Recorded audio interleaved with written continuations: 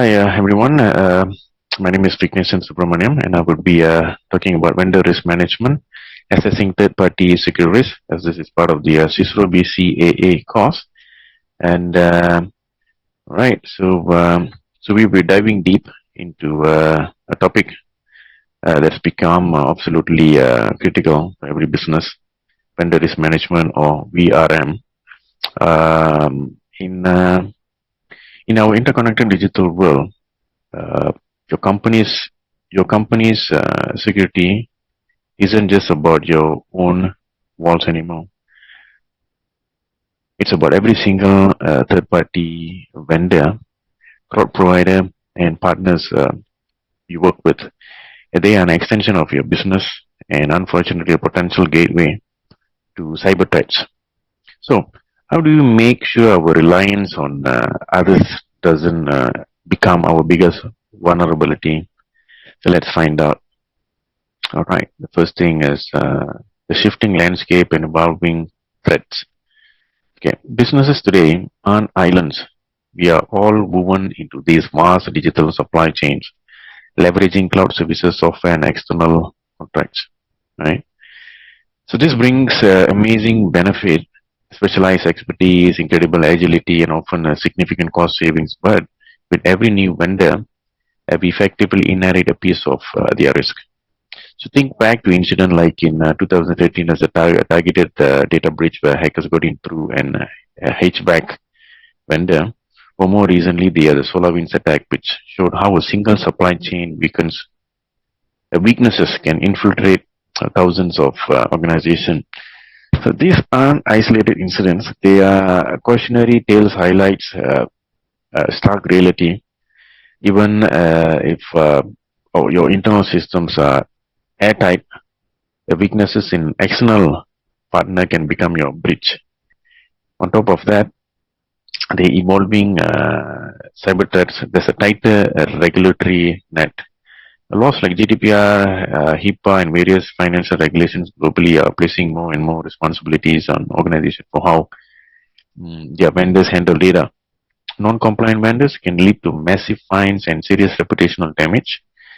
The stakes have never been higher. Right, moving on to the next segment would be establishing a foundational VRM program, the called the life cycle approach. So, how do we tackle this? The answer is a comprehensive vendor risk management program. The answer is a comprehensive vendor risk management program. This isn't a one-off task. This isn't a one-off task. It's a strategic, continuous process that should be embedded across your procurement, IT, and legal functions. It's truly a life cycle framework. It starts with onboarding and due diligence, where you vet your vendors before signing contracts with them. Then moves to continuous monitoring, constantly assessing their security posture, and finally onboarding, ensuring a secure termination of the relationship. The first practical step is to create a detailed vendor inventory and then tier them based on their risk levels. Are they handling sensitive data or critical systems? That's the tier 1 vendor requiring deep assessment. Are they low risk like office maintenance? That's tier 3. This tiering guides how much effort and resources that we can allocate to each assessment. The next segment would be diving deep into the assessment process. Once tiered, we move into the actual risk assessment. This isn't a generic questionnaire. Our assessment need to be tailored to each vendor's risk level and the services they provide. You want to cover all. Uh, you want to cover areas like their encryption and handling practices, identity and access management, physical network security, incident responses, protocol, and even employee training, how the employees being trained to handle incidents, for instance. But a paper-based response isn't enough, right? We know that validation is critical. We can't just take their word for it. And and we must request for independent audit results like the SOC 2 or the ISO 27001 reports, penetration test results, and actual certification attestations. Right. So why? Why this is because this ensures vendors aren't just talking the talk, but it's been put into practice, right? So we want to make sure that they walk the talk, walk the walk when it comes to security. And remember, vendor risk management isn't just a security team's job. It requires a multifunctional involvement. Security might lead the technical assessment, but procurement ensures contractual alignment. The legal team defines the liabilities, and business units assess operational fit. So the key here is collaboration. Now, moving on to the next segment would be assessment to mitigation and continuous monitoring. Now, once we have assessed, we need to evaluate and prioritize risk.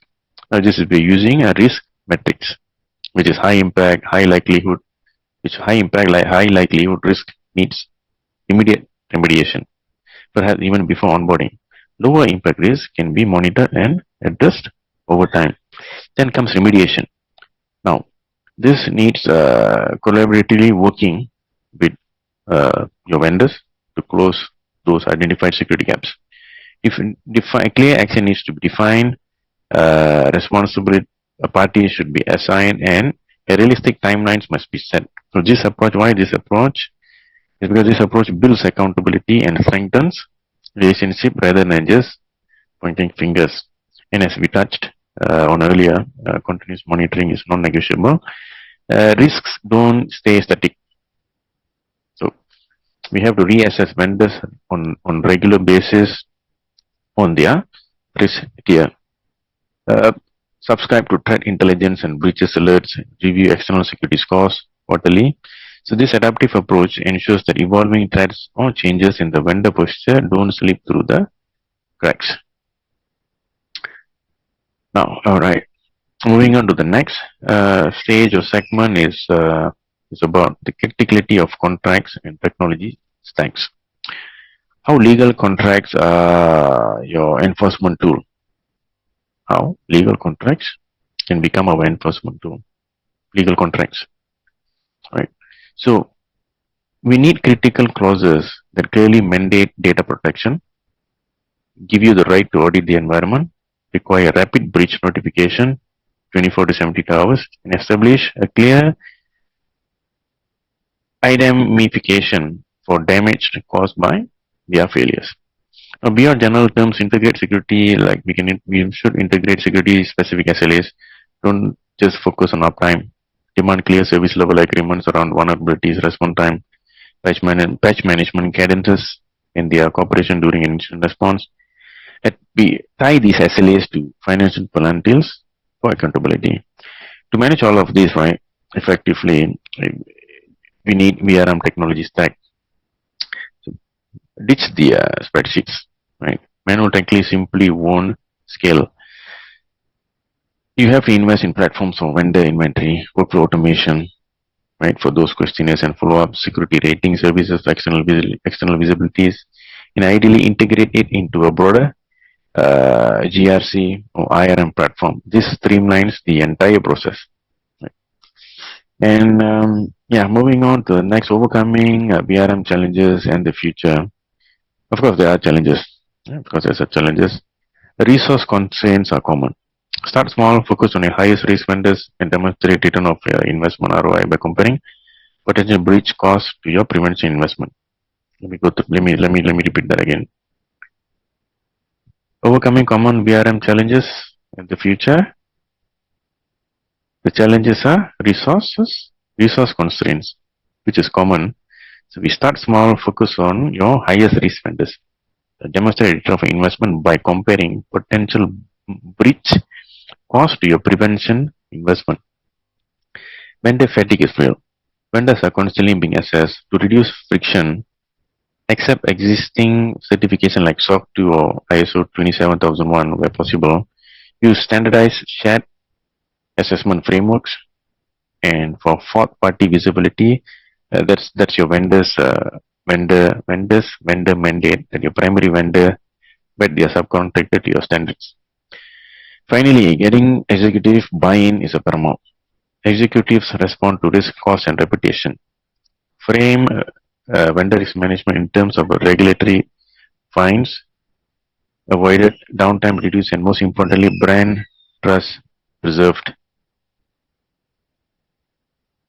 Brand trust preserved.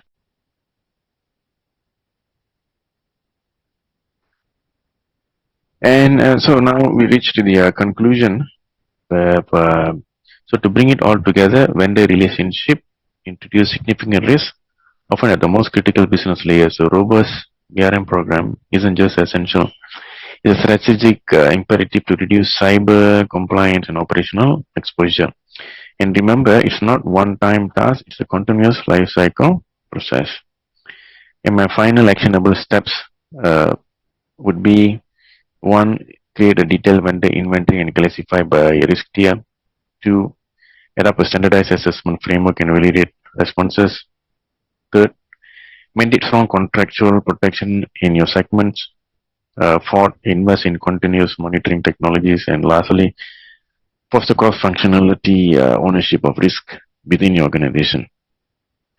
And in today's interconnected economy, your weakest vendor could indeed be your greatest vulnerability. So proactive structured vendor risk management isn't optional. It's absolutely mission critical. And